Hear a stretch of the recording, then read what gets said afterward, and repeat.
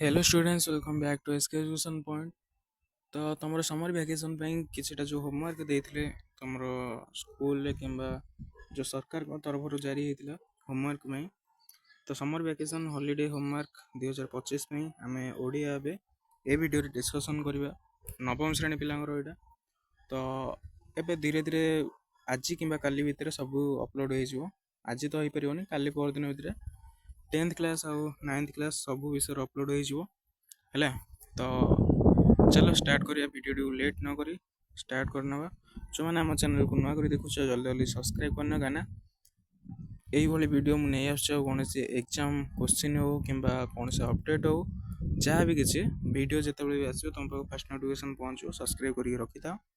आ बाकी रहा Telegram channel और व्हाट्सएप चैनल लिंक अच्छी डिस्क्रिप्शन में जॉइन करनी से भी मुझे अपडेट जहाँ भी बेगी आसे अपडेट मुझे जनईदी कहीं वीडियो सदाबले बनवा संभव हो पारे तो मु टेलीग्राम रे जनईदी है। तो स्टार्ट करवा। एक नंबर क्वेश्चन अच्छी वंदे उत्कल जननी कवितार कवि देशभक्तिर परिचय दियो। 2 नंबर मु आंसर कहबी आगे क्वेश्चन पढ़ी दूसरी पे वंदे उत्कल जननी कवितार उत्कल वैशिष्ट्य उल्लेख कर। स्वतंत्र उत्कल ओडिशा गठन थिला प्रदेश गठन थिला ओडिया अस्मितार एक परिचय। यही प्रसंग को वर्णना करी सांग निकट को पत्र लिख।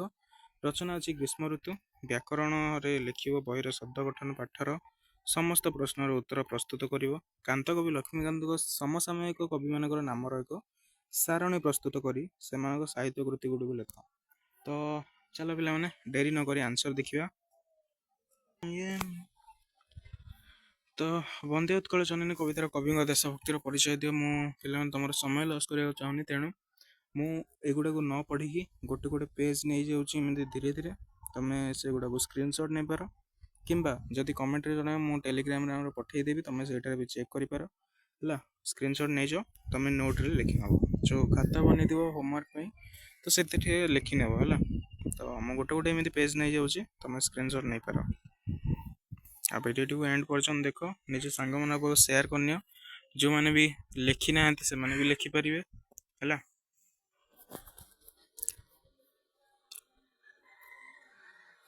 तो एमती किसी आंसर तुम रही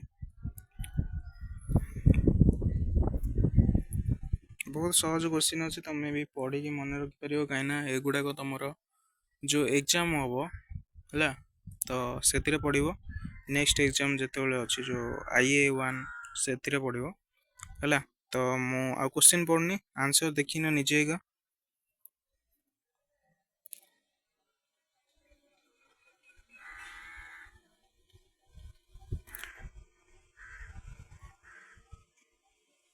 ओके तो भावुची समस्ते लिखिपर ठीक ठाक रे। और जब कौन भी असुविधा तुम रोचे तो मत टेलीग्राम रे मेसेज कर पर्सनाल भी मेसेज कर कौटा बुझीगनी तो मुझे विषय वीडियो आनी जदि कौन तुम अबुझा रोचे। ओके तो यहाँ आम निजे देखा।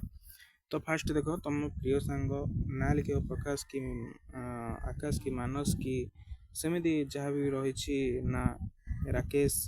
तो ये पुआ पिला ना रहा गर्ल्स मान तुम सांग मान जहाँ भी जी थी तो है प्रिय सांग लिखी ये ना लिख। नमस्कार आशा करी तू तोर परिवार संपूर्ण सुस्थ और सुखी अच्छ। आज मु तो सह गोटे गर्वर और गभीर अर्थबहल प्रसंग अंशीदार करने को चाहूँगी। स्वतंत्र उत्कल प्रदेश गठन और ओडिया अस्मितार परिचय। तो नेक्स्ट देखिए 1936 मसीह ओडिया भाषा और संस्कृति आधार में उत्कल प्रदेश गठित होगा माने केवल एक राजनैतिक घटना नुहे यह ओडिया जनमानसर गर्व मान और अस्मितार सूचक। यह देखाइला जे ओडिया भाषा केवल एक अभिव्यक्त नुहे यह एक जनतार अस्तित्व और संस्कृतिर आधार। तापर मधुसूदन दास को भली नेता माने एह लक्ष्य पाई दीर्घ दिन धरी संघर्ष करथिले। सेमाने भल भाव बुझीथिले जे जदि भाषा और संस्कृति रक्षित होगा थाए तेबे एही अंचल जनता निज अस्मिता को बंचाई पारिबे। एही ऐतिहासिक दिनटी आम पाई केवल एक स्मृति नुहे यह होची निज भाषा निज माटी और निज परिचय प्रति आमर दायित्वर स्मरण। आसंतु ए गर्व को ऐतिह्य को सदा स्मरण करी ओडिया अस्मिता को अग्रगति दियो। तोर मतामत जन को अपेक्षा कर जहाँ भी तले जो तार आड्रेस एरिया लिखा था लिखो। ओके ये नेक्स्ट देखो ग्रीष्म ଋତୁ ହଁ ଗ୍ରୀଷ୍ମ ଋତୁର ରଚନା। ଓକେ, ସ୍କ୍ରିନଶଟ୍ ନେଇଯାଅ କିମ୍ବା ତୁମେ ଗୁଗଲ୍ କରିପାରିବ କିମ୍ବା ତୁମ ପାଖରେ ଯଦି ବୁକ୍ ଅଛି ସେଥିରୁ ବି ଲେଖିପାରିବ ହେଲା। ଆହୁରି ନିଜ ମନରୁ ବି ଲେଖିଲେ ନିଜ ଅନୁଭୂତିରୁ ଲେଖିଲେ ବି ବହୁତ ସୁନ୍ଦର ଲାଗିବ ତୁମକୁ ହେଲା। ନିଜ ଅନୁଭୂତିରୁ ବି କିଛି ଆଡ଼୍ କରିପାରିବ। ତ ଦେଖିନିଅ ଏମିତି ଥିଲା। ଓକେ, ତାପରେ ରହିଛି ଶବ୍ଦ କାହାକୁ କୁହାଯାଏ। ଯେଉଁ ଏଇଟା ତୁମର ଅଭ୍ୟାସ ହେଲା ବ୍ୟାକରଣର। ଶବ୍ଦ କାହାକୁ କୁହାଯାଏ? ଏକ ବା ଏକାଧିକ ବର୍ଣ୍ଣର ମିଳନ ଯେତେବେଳେ କିଛି ଅର୍ଥ ପ୍ରକାଶ କରେ ସେତେବେଳେ ତାହା ଶବ୍ଦ ପଦବାଚ୍ୟ ହୋଇଥାଏ। ଅର୍ଥାତ୍ ଏକ ବା ଏକାଧିକ ବର୍ଣ୍ଣ ମିଳିତ ହୋଇ କୌଣସି ଅର୍ଥ ପ୍ରକାଶ କରୁଥିଲେ ତାକୁ ଶବ୍ଦ କୁହାଯାଏ। ଶବ୍ଦ କେତେ ପ୍ରକାର ଓ କ'ଣ କ'ଣ? ଲେଖିବ ଶବ୍ଦ ସାଧାରଣତଃ 3 ପ୍ରକାର। ସେଗୁଡ଼ିକ ହେଲା ତତ୍ସମ, ତଦ୍ଭବ ଓ ଦେଶଜ। ତାପରେ ଅଛି ନଈ ଶବ୍ଦଟି କେଉଁ ମୂଳ ଶବ୍ଦରୁ ଉତ୍ପନ୍ନ ହୋଇଛି? ଏଟା ଲେଖିବ ନଦୀରୁ। ଗର୍ଦ୍ଧର ତତ୍ସମ ରୂପଟି ହେଉଛି କ'ଣ? ଗର୍ଦ୍ଧବ। ଦ୍ରାବିଡ଼ ଭାଷାରୁ ଆମ ଭାଷାକୁ ଆସିଥିବା 2ଟି ଶବ୍ଦର ନାମ ହେଉଛି ଆରିସା, ଏଣ୍ଡୁରି। ଅକଲ ଶବ୍ଦ କେଉଁ ଭାଷାରୁ ହୋଇଛି ନା ଆମ ଭାଷାକୁ ଆସିଛି? ଜାବନିକ ଭାଷାରୁ ଆସିଛି। ତାପରେ ଆମ ଭାଷାରେ ପ୍ରଚଳିତ ହେଉଥିବା 5ଟି ଇଂରାଜୀ ଶବ୍ଦର ନାମ ହେଲା ଟେବୁଲ, ବେଞ୍ଚ, ପେନ୍ସିଲ୍, ଡାକ୍ତର, ହାସ୍ପାତାଲ। ଯେଉଁ ଆମର ହସ୍ପିଟାଲ, ଓଡ଼ିଆରେ ଏଇଟା ହାସ୍ପିତାଲ ବି କୁହାଯାଏ, କେତେ ଜଣ କହୁଛନ୍ତି ହେଲା। ତୁମେ ହସ୍ପିଟାଲ ବି ଲେଖିପାରିବ। ତାପରେ ଅଛି ଦେଖ ନିମ୍ନଲିଖିତ ଶବ୍ଦ ଗୁଡ଼ିକର ଲିଙ୍ଗ ପରିବର୍ତ୍ତନ କର। କିଶୋର, କିଶୋରୀ, ବଧୂ, ବର, ବଗୁଲି, ବଗ, ପିତା, ମାତା, ସ୍ୱାମୀ, ସ୍ତ୍ରୀ ହେଲା। ତାପରେ ବଚନର ସଂଜ୍ଞା ନିରୂପଣ କର। ଯେଉଁଥିରୁ ବ୍ୟକ୍ତି ବା ବସ୍ତୁର ସଂଖ୍ୟା ଜଣା ପଡ଼ିଥାଏ ତାହାକୁ ବଚନ କୁହାଯାଏ। ପୁତ, ପୁତ ମଧ୍ୟରେ ଥିବା ଅର୍ଥଗତ ପାର୍ଥକ୍ୟ ହେଉଛି ପୁତର ଅର୍ଥ ହେଉଛି ପୁତ୍ର ବା ପୁଅ ଏବଂ ପୁତର ଅର୍ଥ ହେଉଛି ପବିତ୍ର ହେଲା। ହର୍ଷ ଓ ଦୀର୍ଘରେ ଟିକେ ଡିଫରେନ୍ସ ରହୁଛି। କୃପଣ, ଏହାର ବିପରୀତବୋଧକ ଶବ୍ଦ ଗୋଟେ ହେଉଛି ପ୍ରାଧାନ୍ୟ।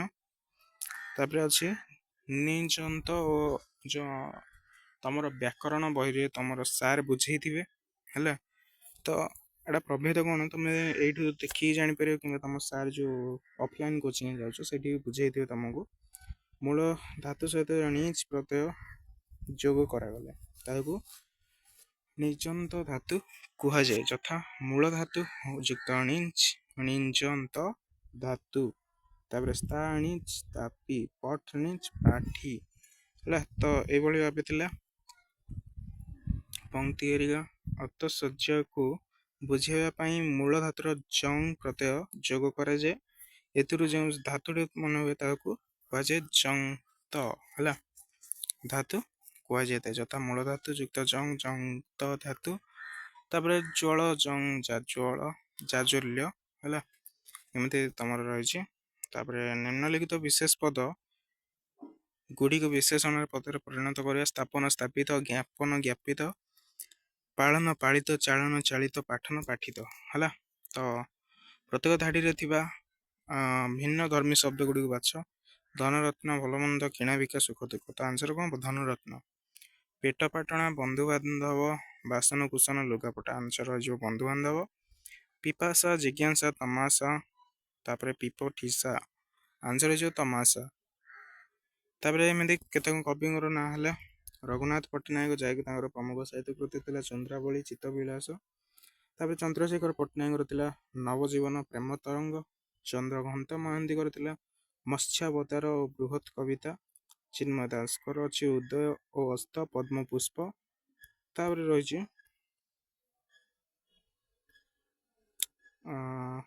ବ୍ରଜନାଥ ଦଳ କବିତା ପଢ଼ି ଓଡ଼ିଆ ଲିଟରେଚରକୁ ଏଇଟା ଲାଇଟରେଚର ହେଇଯାଇଛି, ଏଇଟା ଲିଟରେଚର ହବ ହେଲା। ଗଙ୍ଗାଧର ମେହେର ହେଲା କେଶବ କୃତିକା, ଉପହାର।